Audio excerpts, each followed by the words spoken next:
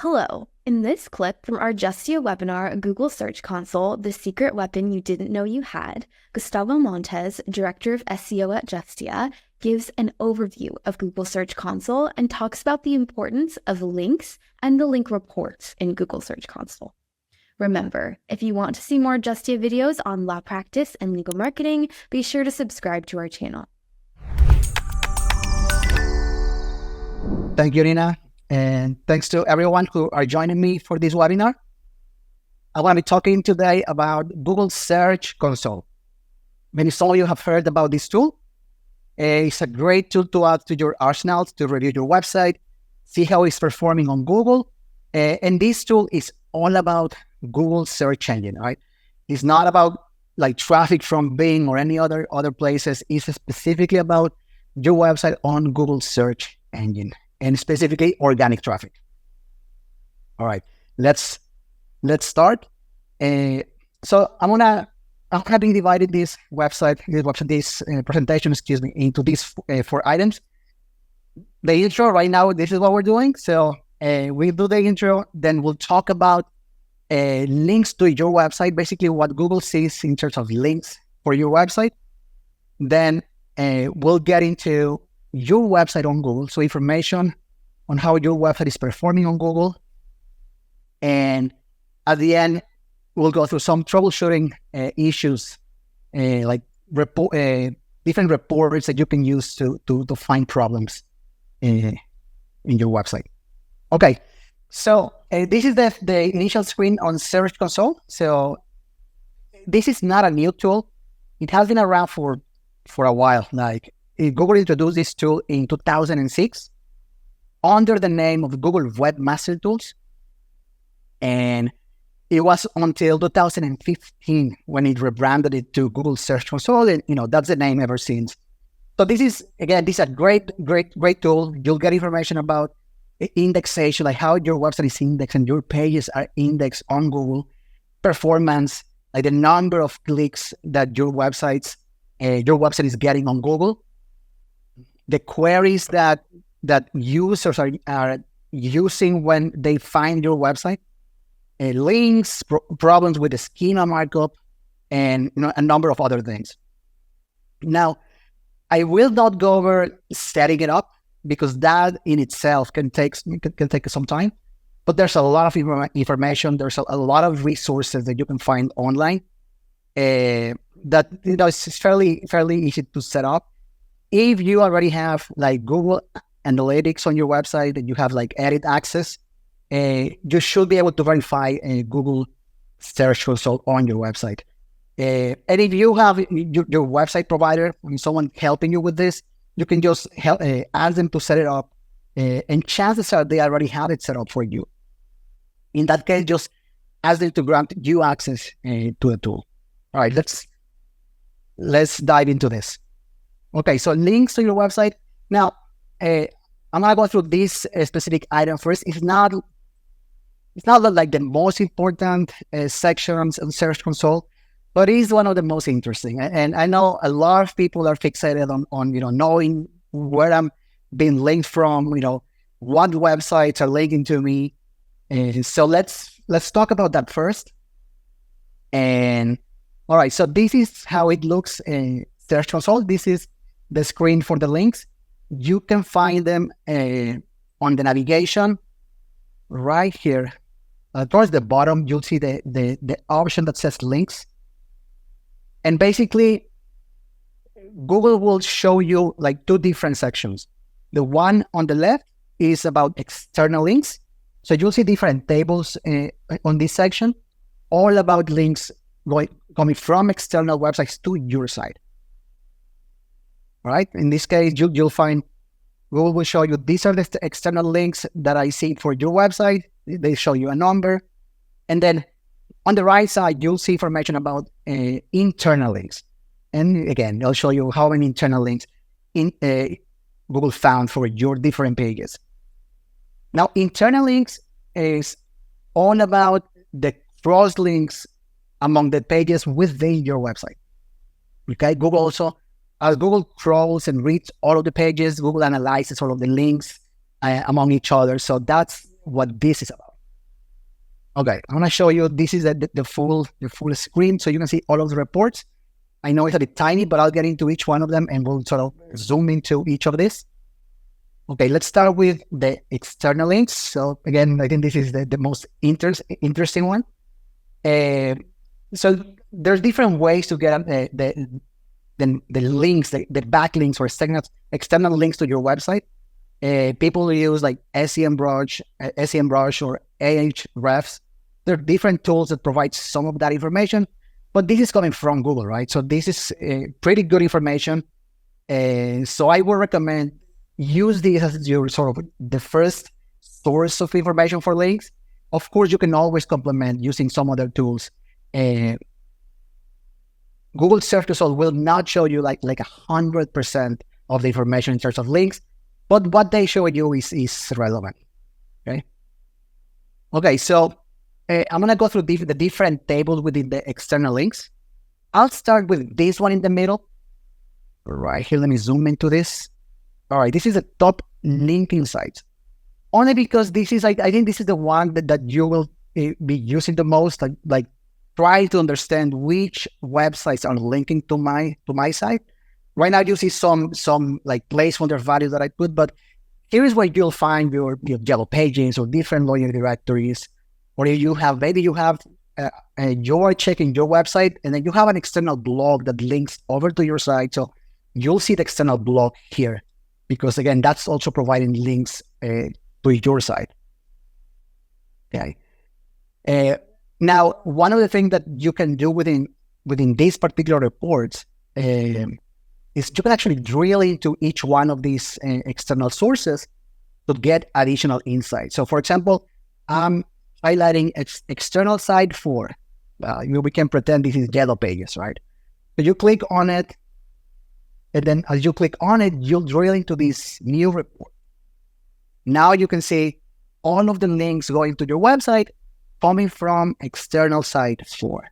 Okay, and you can see that Google shows you that it found close to 4,000 links coming from this external website over to your site, and these links are distributed among 10 different pages. Okay, and Google is actually showing you those 10 pages that are receiving all of these links.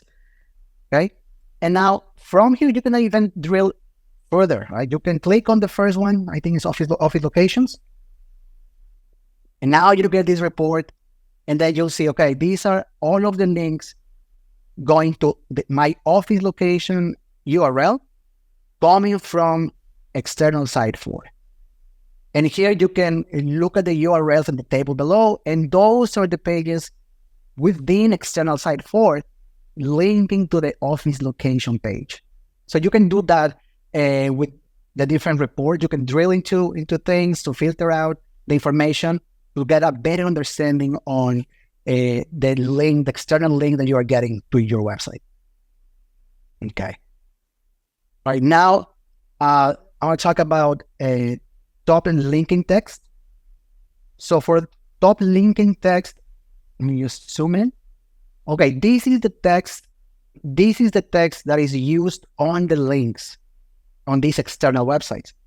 So you'll see, like, for example, there's a lot of links on external websites are using the word website when they link to you, right? Or view website. But again, this is a very common text that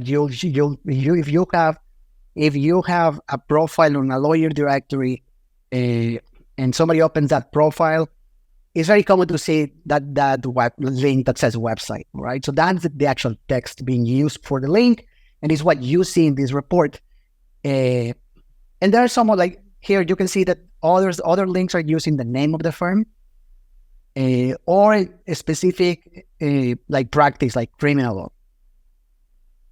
Now, the reason it's important and why Google has this report in search result is that the anchor, that's the text, that's the name of the text that's used on the links. It provides Google context about your pages, right? So Google is able to say, all right, all of these links are pointing to this website, and I see they are pointing like to the homepage with the word criminal, like many of them. Well, that means that the homepage is probably optimized for the criminal topic. Like again, it just provides Google some context to understand the optimization of your pages, which is, again, that's useful. Something to note here, this is where a lot of, I see a lot of lawyers get caught up on adding keywords into the links, the external links. And, I've seen cases where people just overdo it and they want to go out to any external link that they can find and they can actually control and modify. So they can have, I don't know, Chicago criminal lawyer, and then I have thousands of links with that same query or keyword in them. And that can be problematic, right? So again, it's important to have keywords because it provides context for the users that are clicking on those links on these external websites. But you do it only if it's relevant. If it's relevant, if you think it's going to be good for the user, if it's not natural to put like the keyword on that link, don't do it, right? So that's something to note. We actually did a webinar on link building and citations and all of that, where you can actually learn a little bit more about the use of anchor text, and we go through some of the best practices. And because it's not only the text in the link that matters, it's also the information around that link on those external sites that also matter for Google. So again, if you have time, go and watch that video that we did on that. It's really good information. All right, so that's the top linking text. All right, and finally, I'm gonna talk about the top link pages. Right here, this is the one, and this is just these are just the pages that are getting the most links from these external websites. Right, normally, at least for law firm websites, you see the homepage is the one that gets the majority of the links. But it's also they will also go to the attorney profile or to the top practice areas. So again, just something to note that you can get that information here. If you have an important page for you and you see that it has no links from anywhere, that's sort of an opportunity to see what you can maybe do on this. Maybe on your directory profile, you go there and then you make sure that you have that listed on that particular profile, so that now you get a link to this important page, right? But again, you don't want to overdo it. Just everything needs to be natural. It needs to be good in context and in a way that's good for the user. But again, it's something that Google does pay attention to. All right. So that's for the links. As I mentioned, Google is not going to give you 100% of the information. So if you don't find a particular link in the list, it doesn't mean that Google did not read that link, right? It just means that maybe it's not in a report yet. Okay, so now I'll talk now about this other section on the right, which is the internal links. And as I said, this is just the links among the pages within your website, right? This is how it looks. And again, your homepage is going to be cross-linking to maybe, all of the pages, all of the top practice area pages, to the sitemap, and then your car accident page is going to link to maybe the read and collision and all of these subpages. So Google is reading all of that information and it's going to give you the list of all of your pages. And it's going to tell you, right, this page, I found this many links from your other pages. So that's what this information is about. And basically here, again, Google also uses that information to understand your website.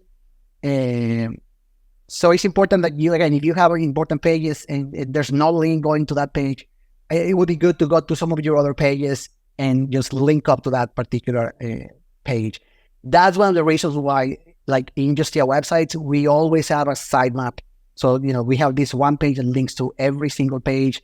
We have like the breadcrumbs that, again, it just links among different relevant related pages. Okay. So that's so important to have on your website.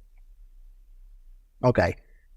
So that's links to your website. That's information. That's what you get from Google in terms of the links. Thanks for watching. We hope you enjoyed this video, and if you did enjoy it, please hit the like button and subscribe to our channel for more videos on law practice and legal marketing. See you in our next clip.